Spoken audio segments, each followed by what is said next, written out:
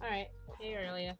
I'm just gonna continue that that tutorial since I don't know when you'll be back, and I don't know when I'll have time. Actually, I'll probably have time today, but might as well just make a video because that's fun. So I have this little box person here. I guess I'll break them apart so that it's easier, and then I'm gonna add a bunch of frames up here, and then I'll press F6 to make a copy of this frame. So this frame and this frame are the same. And then what I'm going to do is I'm going to right click and I'm going to click create motion tween. So it's not going to do anything right now. That's because no motion has been made. So you go to the last frame, you select your now tween. That's what when you create a motion tween, both of these little characters, even though they're the same thing, we have tween 1 and tween 2. These are just symbols to make it easier. So now that you have both of these, just move one to a random place on the screen. Doesn't really matter. And then by the power of motion tween, it moves the object at a constant speed of motion into the endpoint. But this only really works if you're doing something like a parallax effect and you're having like foreground, background, like middle ground, stuff like that, and you want to make the stuff like move around in backgrounds and stuff like that. So most of the time you won't really need to use I'm just saying in general for animation, because nothing's rigid. In most cases, you're going to want something more organic looking. So click on this. Actually, wait, is this? Yeah, this is it. So click on a frame. Yeah, by the way, these frames are now highlighted in purple to let you know that to indicate that there's a tween from here to here, within this frame length. And here's a comparison. We have like a grayish color to a purple color with an arrow. So you click on a frame that has a purple arrow in it, and you go down here to where it says ease. Now, I don't know if you know what ease is, so I'll just show you. So you just go here, and this property doesn't just affect this one frame, it affects the whole motion tween, by the way. So let's make an out tween, and I'll just show you what that does.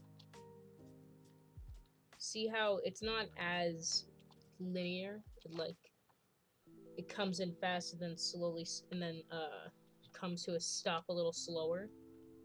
That's called an ease out, because it's constant here and then it eases out. It doesn't just stop, it eases out.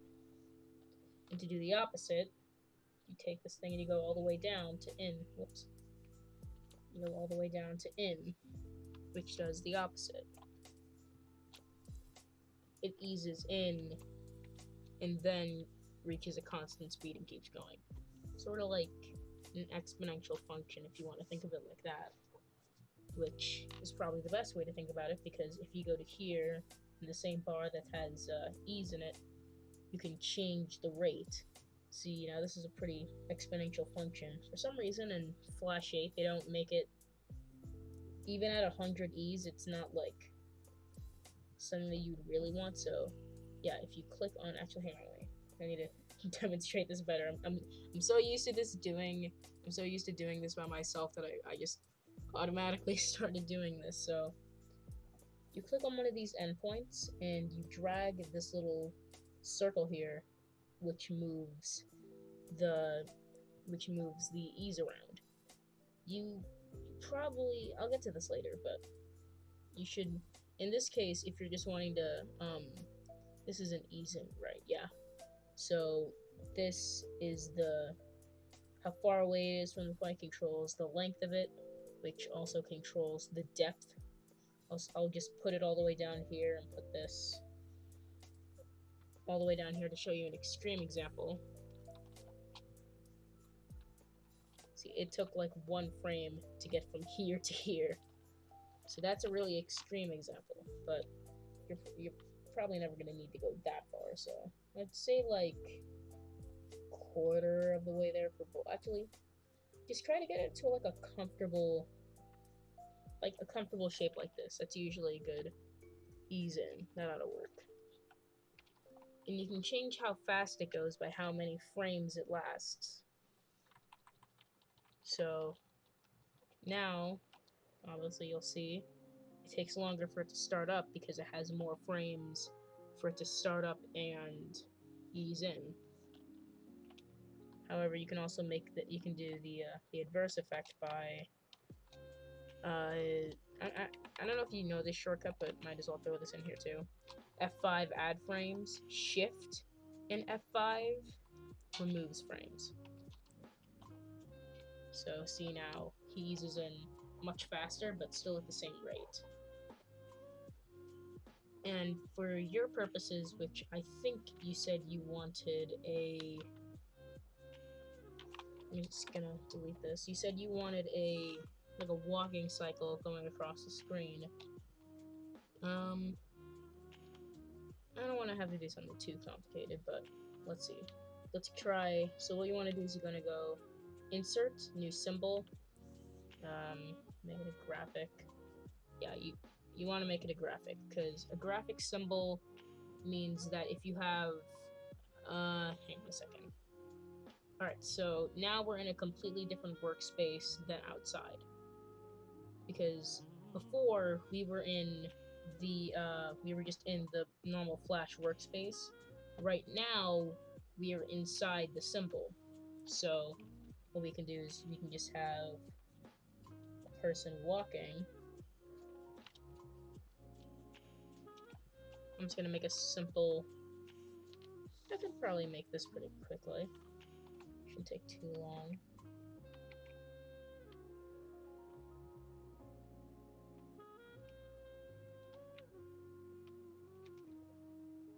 Yeah, that'll work.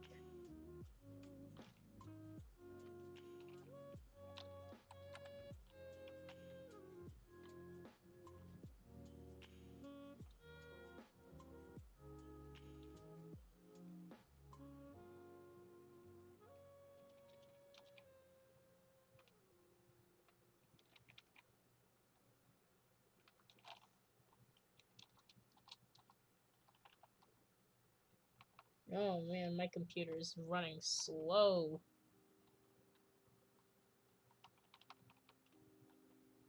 Alright, so this ought to work. Alright, so now I press this little arrow and we're back in the workspace. And now, if we go to library, you can see we have our tweens here. This is from our previous experiment. And here we have symbol 1. And if we drag this into the screen, now we have a symbol that does its thing. I'm going to slow this down because it's going to freak me out that it's this fast. Oh, that was the issue. Anyways, that wasn't important to the experiment. There we go, now we have a walking person. Now, what I was saying before is that this can work. Let's do the same thing here. F6 to copy the frame, and then right-click to create a motion tween. And now let's just have it walk from one side of the screen to the other. Oh, little tip. You can use the arrow keys to move something around linearly. So you can have up and down. It helps for this sort of situation because if you just use your mouse like, oh, I'm just gonna plop it here, you don't know if it's gonna move. Okay, well, I think that was a bad example. Let's say that you messed up a lot and it goes down here. Now your guy is walking down the screen. So if you want this to be as like linear and like as if he's walking on a line, you should use arrow keys. And you're not gonna want to use these small measurements like so that you can. I'm doing that so that you can hear. Like, this is how far one arrow press goes. Not very far. So if you use Shift, then use the arrow keys, you go by a lot further. And then here we have it. Now see, this looks okay. Maybe let's add some more frames so it looks a little better, but still, a big problem we're gonna have is that the feet aren't necessarily gonna line up with the ground. So even though I made this, even though I triple framed the crap out of this, it's still, even with like a regular walk cycle, it's gonna be difficult to try to get the feet to stay in the same place while you're doing the walk cycle. So this probably wouldn't work for something like this unless you're doing something silly like a demonstration where it doesn't really matter if it looks good or not. How do you know? But still, I hope this helped in teaching you how to use tweens. I think I covered just about everything. It's definitely good that I covered this, how to make a new symbol, because symbols are very important. Symbols are powerful tools, because that way you don't have to, well, you don't have to redraw every single frame. You can just do something like this for a walk cycle, but again, this use it sparingly. Not necessarily sparingly, but just different situations call for different solutions. So this has been my guide to how to use tweens. I hope it helped, but if you have any other questions, you can just ask. All right, bye.